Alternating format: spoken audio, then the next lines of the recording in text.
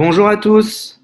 Merci beaucoup de vous être connectés sur ce webinar. Ça peut peut-être être pas mal de tout simplement répondre à vos premières questions. Alors la plus-value, comment est imposée la plus-value? Une question de Pascal.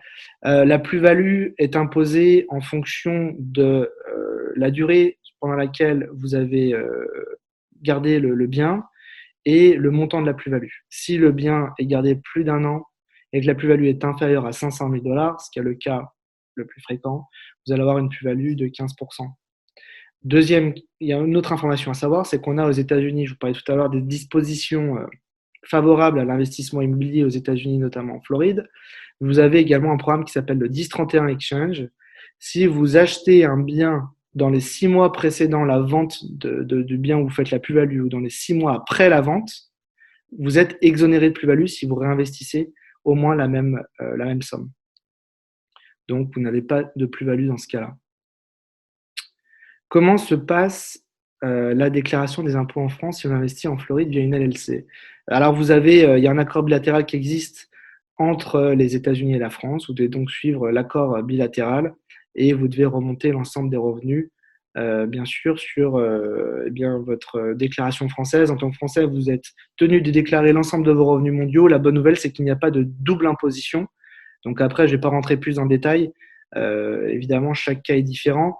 Mais oui, vous devrez redéclarer vos revenus en France. Il faut retraiter certaines choses qui passent en charge ici, qui ne le passeront pas en France. Et puis, en fonction de quand vous déclarez en France aussi, ça peut bien sûr avoir un impact. Une chose quand même à comprendre qui est importante, vous ne paierez jamais la CSG-CRDS sur votre tout type d'investissement aux États-Unis en France. Vous ne paierez jamais ça. Ce qui est incroyable, c'est que l'accord bilatéral, généralement, de manière globale, pour être concret, va vous permettre, à investissement égal, à revenu égal généré, vous allez sans doute économiser 30 à 50% d'impôts versus si vous auriez fait un investissement en France. C'est-à-dire que même l'accord fiscal favorise un investissement aux États-Unis. Même de manière fiscale, on est beaucoup moins imposé que si on avait investi dans l'immobilier en France. Roger qui nous demande, il faut faire une LLC pour louer. Alors, une LLC pour louer, c'est plutôt recommandé, bien sûr, puisque vous allez avoir un locataire. Donc, d'un point de vue responsabilité, ça vous permet évidemment de limiter votre responsabilité à la LLC, que si le titre de propriété est à votre nom et qu'il y a un problème avec le locataire, eh bien, et s'il y a un jugement qui est rendu en votre défaveur, l'administration américaine peut remonter sur l'ensemble de votre capital mondial. Si c'est au nom d'une LLC, c'est la LLC qui est responsable et non pas vous. Donc, pour cet aspect-là, déjà, je recommande que oui. On pourrait après rentrer plus en détail sur l'aspect successoral et fiscal des bienfaits d'une LLC. Une LLC, c'est aussi la possibilité de facilement transmettre du capital puisque un pacte d'actionnaires aux États-Unis se fait en sein privé. Donc, c'est très facile de faire rentrer ses héritiers et de leur donner du capital. La Floride est-elle un État plus en faveur des propriétaires ou des locataires? La Floride est un État qui suit les lois américaines de Washington, avec en plus des lois supplémentaires que Tallahassee vote, qui est donc la capitale de la Floride. Mais très clairement, oui, c'est un État, on va dire, où la balle, on va dire, est plutôt au centre, c'est-à-dire où le propriétaire a bien sûr tout un tas de droits. C'est une question un peu ouverte, donc c'est un peu compliqué pour moi de répondre. Mais si vous entendez par là, si vous voulez faire le comparatif avec la France, oui, en Floride, vous avez un locataire qui vous paye pas, vous faites une éviction en 30 à 45 jours. Vous avez un bail est un contrat aux États-Unis pendant 12 mois. Si vous avez un bail d'un an, vous êtes tenu de payer l'ensemble du bail. Voilà, il y a tout un tas de choses qui existent, mais qui ne sont pas propres à la Floride, mais plutôt à l'État américain. Après, je ne sais pas si vous avez une expérience particulière aux États-Unis. Il y a des villes et des États qui sont plus progressistes, qui sont démocrates, où il y a peut-être des lois qui ont été votées ou des règles dans la ville qui ont été votées, qui sont moins favorables aux propriétaires. En tout cas, de tout ce que je connais en Floride, c'est quand même beaucoup plus en faveur des propriétaires, c'est certain. Est-il intéressant d'investir dans le nord de la Floride, proche des États comme l'Alabama et la Géorgie? Ça, c'est une bonne question, je trouve, puisqu'évidemment, on parle aujourd'hui d'une augmentation de la population. On voit beaucoup de gens qui arrivent et des marchés qui se réveillent. Et il y a quand même une vraie disparité entre sud-nord. Très franchement, De mon point de vue, aujourd'hui, quand même, il vaut mieux se cantonner au sud de la Floride, puisque c'est là que tous les gens vont, en fait. Quand on parle de 900 nouveaux habitants par jour, en gros, ils vont dans les 4 comtés du sud-est de la Floride et du sud-ouest de la Floride, entre Palm Beach et Miami, sur la côte est, et entre Sarasota ou même Tampa et Naples. C'est à peu près ça qui se passe. C'est aussi des économies qui sont plus développées, qui sont plus diversifiées. Le nord-est de la Floride, notamment autour de Tallahassee, est quand même très le nord-ouest, pardon, autour de Tallahassee est quand même très orienté autour de l'administration, puisque c'est la capitale et c'est quand même beaucoup moins peuplé, c'est moins connu aussi. Aujourd'hui, à mon sens, on peut avoir des choses intéressantes toujours sur le sud-ouest, notamment. Donc, il n'y a pas d'intérêt d'aller là-haut et ça fait prendre, à mon sens, un risque plus important, puisque aujourd'hui, le gros de la demande est quand même sur le sud de la Floride. Le nord-est de l'État de Floride, donc notamment Jacksonville, est lui assez très peuplé. Je pense que c'est aujourd'hui des marchés qui vont avoir une grosse correction. C'est pas très cher, mais c'est encore, à mon sens, euh, trop cher pour ce que c'est. J'ai été prospecté là-bas il y a un peu moins d'un an en me disant il y a peut-être des choses à faire, notamment à Jacksonville, même dans des quartiers très compliqués. J'ai vu des biens qui étaient chers pour ce que c'était, avec des rendements qui étaient beaucoup moins, enfin pas assez intéressants pour le risque qu'il fallait prendre. Donc à mon avis, même si c'est des villes qui se développent, évidemment, le gros quand même de la demande, c'est pas Jacksonville, c'est pas Tallahassee, c'est le sud-est, le sud-ouest de la Floride, enfin tous ces États-là. C'est notamment ça qui draine aujourd'hui le gros des nouveaux résidents, même historiquement, qui a toujours drainé le gros des nouveaux arrivants. Voilà. Faut-il louer que la section 8 pour la garantie des loyers? Alors, section 8, donc c'est un programme fédéral que évidemment la Floride aussi propose. Ce sont des locataires qu'on dit low income, donc des gens qui ont des moyens qui sont très des moyens financiers limités. Et donc, on peut leur louer, on rentre dans un programme, on se fait certifier sa maison, son appartement par quelqu'un de la ville ou du programme en question, section 8. Et d'ailleurs, on peut avoir un locataire qui rentre et donc ça sera l'État qui paiera ce locataire. De mon expérience, j'ai fait pas mal de section 8, non pas en Floride mais ailleurs. Je pense que c'est s'acheter des problèmes pour rien. Aujourd'hui, on peut avoir des rendements qui sont aussi bons que section 8 avec un contrôle total du locataire où ce que l'on du mal, la vraie problématique de ça, la vraie question derrière tout ça, c'est globalement la demande locative, c'est avoir du loyer de manière sécurisée.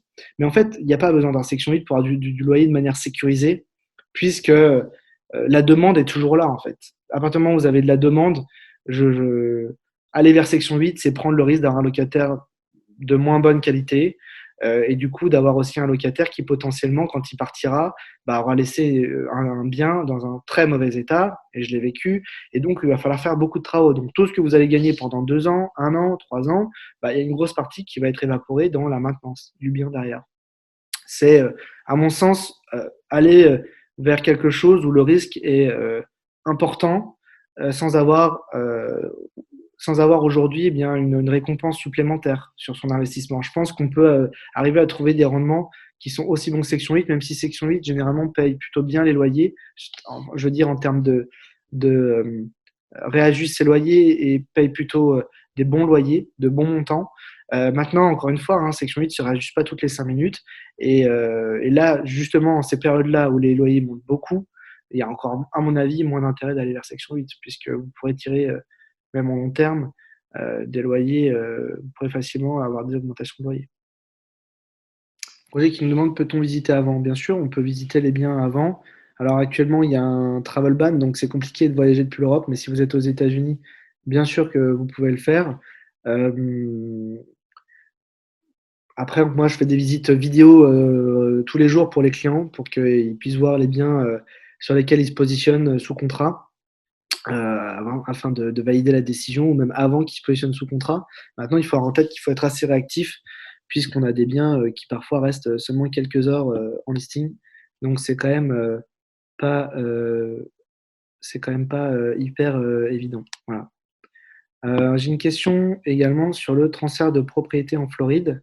Ça se passe avec une title company via un warranty deed, un general warranty deed, c'est-à-dire un titre de propriété qui est qui donne le plus de promesses à l'acheteur. Et donc, tout simplement, vous avez une title insurance sur le titre de propriété, c'est-à-dire une assurance si jamais l'opinion de l'avocat qui a dit que le titre était OK, qu'il n'y avait aucun problème, était défectueux, eh bien vous avez cette assurance qui vous couvre si jamais il y avait des droits de rétention ou des hypothèques qui étaient passées en dessous du radar de l'avocat qui a donné ce qu'on appelle l'abstract, l'avis, l'opinion sur le titre.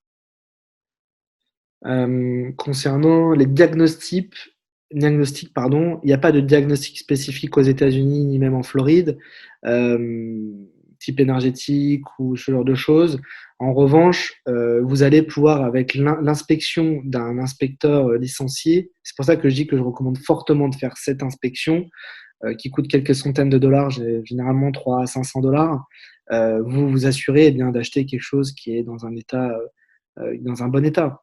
Donc là, ils vont tout passer. Une inspection, généralement, c'est un report photo qui va faire, bien sûr, photo et détaillé, une quinzaine de pages, 20 pages. Et donc, du toit, il n'y a pas de basement en Floride, mais du toit au sol, vous voyez extérieur, intérieur, vous voyez tout avec ce type de diagnostic. Et notamment, vous parlez de termites. Si jamais des présences de termites, vous le voyez.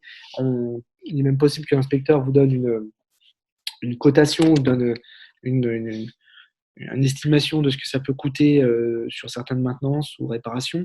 Donc, l'inspection permet normalement de voir beaucoup de choses. Voilà, les choses les principales choses. La climatisation, tout ce qui est mécanique, c'est quand même très important. Chauffe-eau, climatisation, la toiture, c'est très important. La qualité des fenêtres, que tout fonctionne correctement. Les maisons, généralement, viennent avec ah mince, le mot français ne me vient pas, le mot anglais me vient. Appliance, c'est la vaisselle, la vaisselle, généralement lave-linge, sèche-linge, four, micro-ondes, frigo, ouais, électroménager. Donc, vous avez tout ça qui est testé aussi pour voir si c'est en bon état. Et évidemment, l'inspection aussi une part importante dans la négociation, puisque vous avez une période d'inspection sur le contrat au départ. Vous envoyez une offre, si elle est acceptée, vous avez une période d'inspection qui est généralement de 7 à 15 jours. Et donc, pendant cette période-là, vous pouvez sortir à tout moment du contrat sans aucune justification, mais vous pouvez aussi renégocier le prix, puisque le contrat est soumis à l'inspection. Et donc, s'il y a des choses qui ne vont pas, euh, demandez au vendeur qu'il fasse un effort sur le prix, parce que vous allez devoir faire des réparations si vous voulez, si vous voulez faire les réparations.